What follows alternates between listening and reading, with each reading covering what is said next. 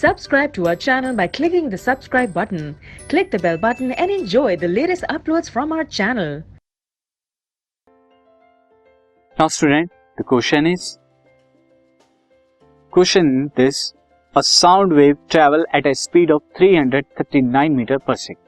If its wavelength is 1.5 centimeter, what is its frequency of the wave? आपको बताना है frequency of the wave क्या है and will it be audible? क्या ये audible होगी? Now student, this is the right word is audible. मैं इसे सही कर देता हूँ, audible. This is audible. So क्या ये audible होगी किसी ह्यूमन को? तो उसके लिए हम देखते हैं हमें यहाँ पे क्या दे रखा है, वेलोसिटी दे रखी है, velocity of sound is equal to 339 metre per second.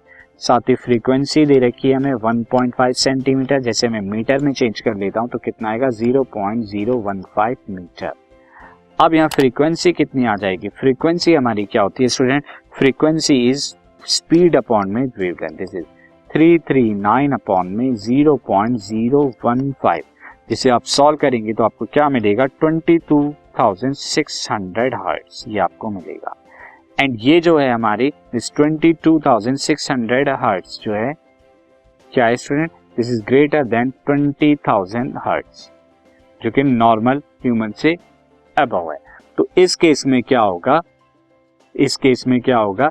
जो हमारी साउंड है, sound will not be audible. ये क्या होगा? ऑडिएबल जो है नहीं होगा, विल नॉट बी ऑडिएबल।